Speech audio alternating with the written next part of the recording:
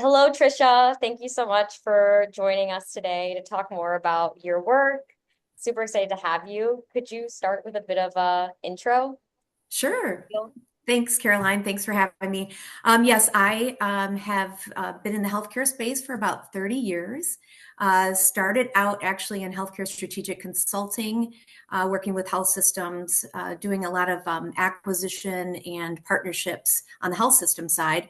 And then had an opportunity. No one knows how you get in the pharmacy benefit management business, but I followed a mentor over there and have been in that space for a long time and have enjoyed it. It's a very small industry, but I keep tabs on the entire market and really enjoy what I do. And have had a chance to really meet a lot of people outside, in the industry, in the healthcare industry. Awesome. What first inspired you to transition into fractional work? Because I have a big interest in strategy and really like the idea of helping other companies, I like the idea of leaving corporate America and getting out of the kind of the meeting back to back meetings, and kind of looking at ways that I can contribute and add value with my expertise of 30 plus years in the industry. So that's how I actually made the shift, actually for personal and family reasons, actually to just take a break. And so I took some time off and just had some time to think about what I wanted to do and how I could leverage my skills, and got a hold of a venture capital contact of mine and said, "Hey, how can I help your portfolio companies?" And that's how I got in the business. Incredible. I love the path and kind of just Mhm. reworking the parts just in a different way. Yep. It was nice because, there's things after 30 years that you've been doing that that you've accumulated in terms of wisdom and experience, and where you find your niche or where you think that you could add value. And I just wanted to be able to do that instead of doing my day-to-day job. So I thought if I could actually focus on where my strengths were and actually give that value to someone else in their organization or multiple organizations, to me, it was a more effective and efficient way of where I'd be satisfied and I'd give the value to my clients. 100%. I mean, that's kind of the resounding thing that we hear from people.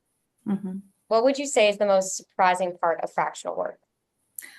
I'd say the one thing I didn't anticipate was I wouldn't say loss of community, but when you're in an organization, you're talking to people on a daily basis. And when you're in fractional, I had contacts and check-ins with my clients, but they were fewer and far between in comparison to the back-to-back meetings on a daily basis. So I had to really create my own community. I had to join certain organizations, HIMSS in chapter within Michigan, as well as a Women in Business Leadership organization, other ways of reaching out and networking and keeping my network up, and also just engaging with the market. That makes sense. And that's kind of what we're trying to build at Venturous. It's more of a Yes. community to make fractional less lonely, I guess, have its Hmm. own culture. So you've worked extensively in pharmacy benefits and healthcare strategy. What are some of the biggest leadership challenges that executives face in this space today? Oh, there's a lot. If you've watched the news with pharmacy benefit management industry and just overall for pharmacy costs, and it's getting a lot of public attention.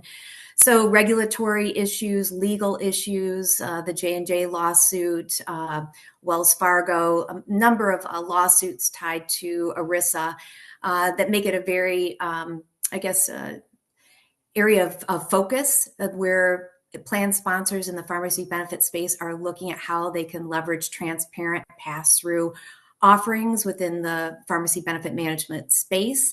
And then overall, just the vertical integration with the work I'm doing. There's a lot of challenges with just a couple key big players, and how do you actually gather value when you're looking at someone that owns, a couple of the PBMs that own the market, and how do you look at making sure that you're getting the best deal and the best price and the best service with basically a monopoly or oligopoly, really. Great. At Venturous, we work mainly with startups and early stage companies. How would you say Mhm. you help those companies and even mid-sized companies scale effectively? So getting into the fractional space, I did a lot of research, not just in with my private equity contact or my venture capital contact, but I looked at various acquisitions or funding and paid attention to the healthcare space and where those stages of the companies were they in Series A, B, C, et cetera, and looking at what their strategic, I guess, direction was. And for early stage companies, a lot of them are just trying to get up and running, and the CEO is going in, 15 different directions and needs more advisory support and someone to help, guide them, and they're looking for money, et cetera. I think the Series A and B really is where I kind of focus my time, because if they had some money and they had a good amount of, I guess, structure in place, my expertise was more of how can I help make them more efficient, create more structure, where it was made the most sense to help them grow and scale. So I found my niche was really helping those Series A and B companies grow and scale. That was, I guess, where I focused my time. When you are working fractionally with multiple companies, multiple clients, whatever the case, how do you manage your time effectively and also create high impact results? You have to be disciplined, but also you have to understand your client and your client's needs and what you've committed to and how you're going to structure your agreement.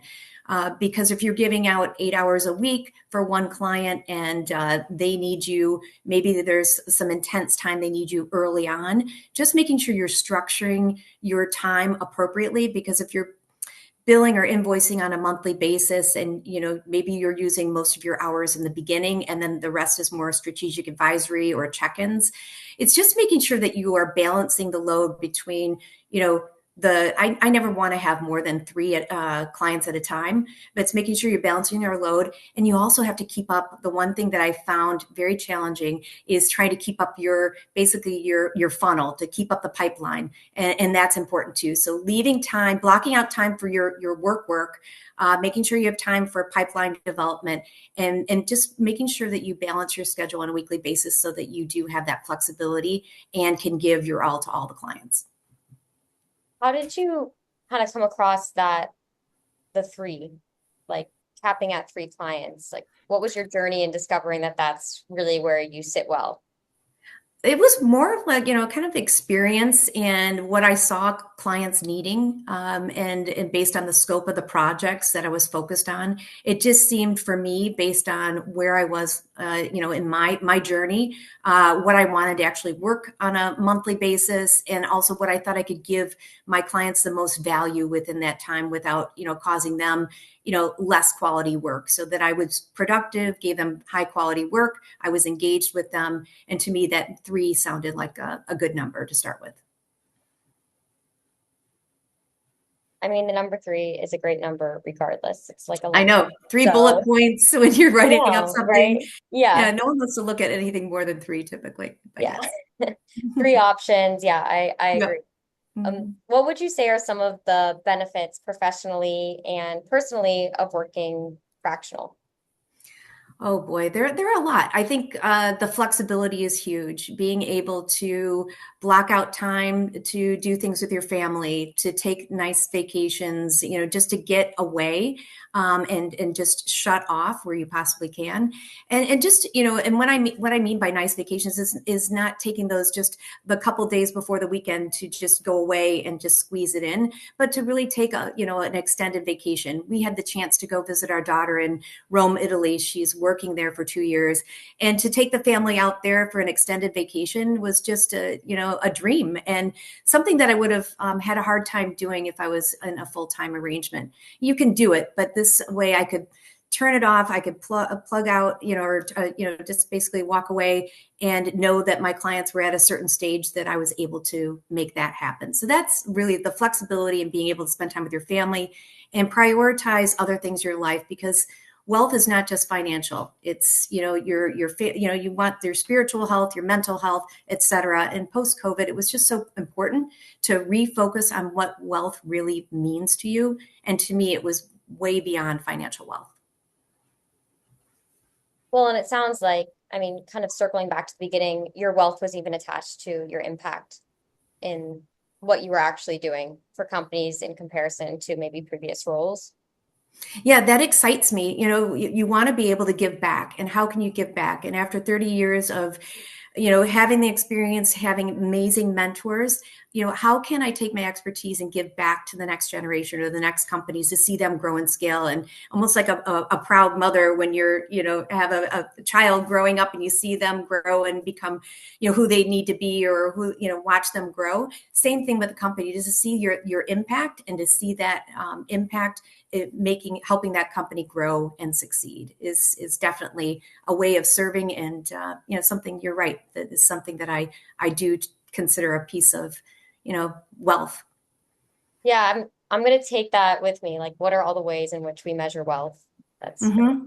Hmm. So for executives who are considering going down the fractional path, what's one piece of advice you'd give them?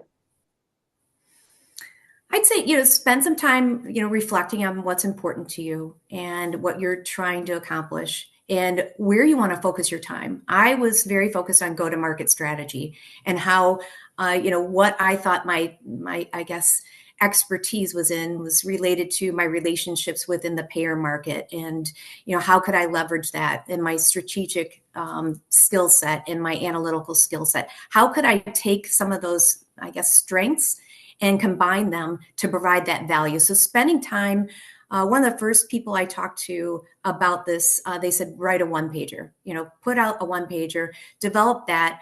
And just going through that exercise, even if you don't use it, but I think it's a good, it's a good exercise to go through. But it's also something that you can hand out to prospective clients to learn a little bit more about what you can do for them and what you're about, and put something personal in there as well. So I would say just being authentic and focusing on what you think you can add value to another organization is probably one of the big things I'd say from a person that's looking at fractional to consider. I love the one pager idea. I think getting like thoughts out onto the page or having something tangible makes Mhm. things feel so much more solidified, even for yourself.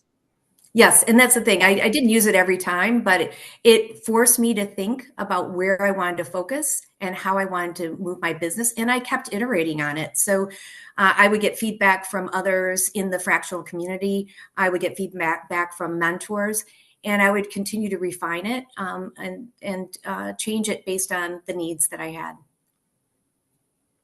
How would you say early stage companies, especially in healthcare, can use fractional executives like yourself to drive growth?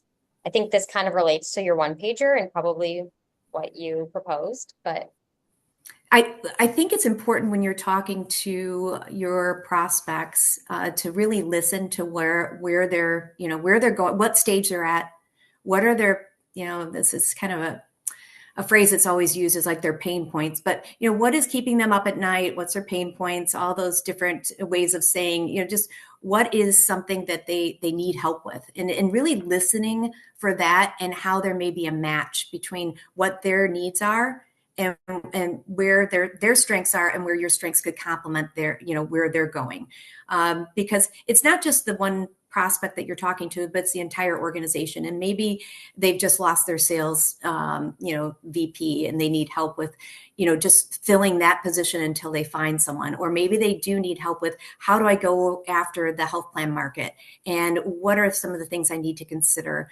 Or I'm so busy fundraising, I just need someone to, really direct and advise my sales team or my marketing team and get them in order. So it's just really listening to where they're trying to go and how you can add value at that time. And different clients are at different stages, obviously, and their needs are all different. So it's important to listen and not try to force a square peg into a round hole.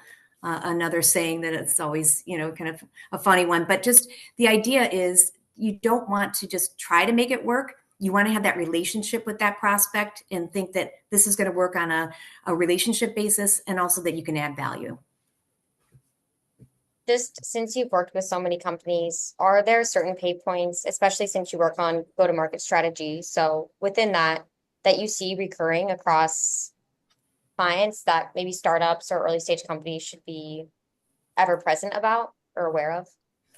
I think it's important to understand the market and understand where your, I guess, the low hanging fruit are, where you can actually provide the value. Instead of trying to cover every market segment, maybe you should start in one market segment, get deep into that market segment, make it impact, and then broaden from there. Instead of trying to cover, every, employer health plan, et cetera, it's really understanding the market, where your product fits the best, and then expanding from there. I worked with a company that was very good with working with health systems, phenomenal, and they had a good presence in the health systems. They wanted to move to the health plan space. I think they'll eventually do it, but their focus and their strength was in the health system. So that's where they really needed to kind of land and expand, and then move into the health plan place or space slowly but surely. That makes sense. Yeah. If speaking of healthcare, let's say you weren't in it and you could try a totally different career, what would it be? Oh boy. I would say that I would love to. I got into making sourdough over COVID, and I would love to be a baker. I've wanted to do like a little apprenticeship in the local bakery just to see how it works. But I think I'd love to have a floral shop slash cafe slash bakery would be my little dream. I love that. I mean, you can still do it, right? Yeah. And that's the thing. I still have fun buying my Trader Joe's flowers and making arrangements for my house. And, I have a daughter that's very entrepreneurial. Maybe I'll be able to help out in her bakery, but I do get a chance to actually teach others how to make sourdough and give them some sourdough starter. So I guess I am doing it on the side. Yeah, isn't it you start with like the germ, what is it? No, The you just start with starter? water and flour. That's it. Doesn't And isn't there like the thing that you oh, the starter is what you make. starter? Yes. Oh, Hmm. okay, yeah. Hmm. I've never So made sourdough, so I'm not. no, that's I okay. love it. Yes, I'd love to eat it, I'm but happy to teach you. But it's yes, it's the starter is made out of basically it's just water and flour, and you just keep feeding it, and the bacteria and yeast grow, and it creates this environment with gases that continues to grow and creates that sour taste and smell. And then you can bake with it. So that's your starter. That's kind of your yeast, your starter to create breads and anything else made out of sourdough starter. awesome. Okay, another fun question. So since you're fractional, you can probably work from pretty much anywhere you want. Where's one of the coolest places you've ever taken a call or Cool. worked? Yeah, I guess it hasn't been as cool as I'd like it to be, but I would say that I personally love the Upper Peninsula of Michigan, and that's a cool place to take a call. And had a chance to spend a good amount of the summer up there this past summer, and was able to find reception somewhere up in the UP to take some client calls. But I'd say that's the coolest place. Lake Superior is beautiful, and not a lot of people know about it, so it's still pristine and not crowded. Yeah, there have been times when I've been in Upper Michigan where I'm questioning, like, am I in the US right now? It's so gorgeous. Oh, it's beautiful. Well, and I live in a beach town in Michigan, and the beaches look like California beaches, and you just you're granted you have the winter and you have snow, but the beaches are amazing and it's beautiful out today. I drive by the water every single day. I'm a half mile from the beach, and Wow, it's just beautiful. awesome. If you had to give your career a tagline, what would it be? As of now, it's still Ah, growing, yes. but Oh, a tagline. I'd say, oh, I don't know, strategic thinker that loves to give back. I love it. That resonates with, I think, everything you've said throughout all of this. So, Yes, yes. Well, thank awesome. you. It's been fun. Yeah, that was my last question. So, thanks again so much. And I had loved listening to you and learning about all things fractional and sourdough. So, Yes, it's my passions, definitely. And yeah, and I definitely have the interest in, as I'm in full time now in sales, I'm enjoying that, but I would love to still continue to give through advisory work. So anytime there's an opportunity, I will be looking for opportunities to advise other companies on the side. Awesome.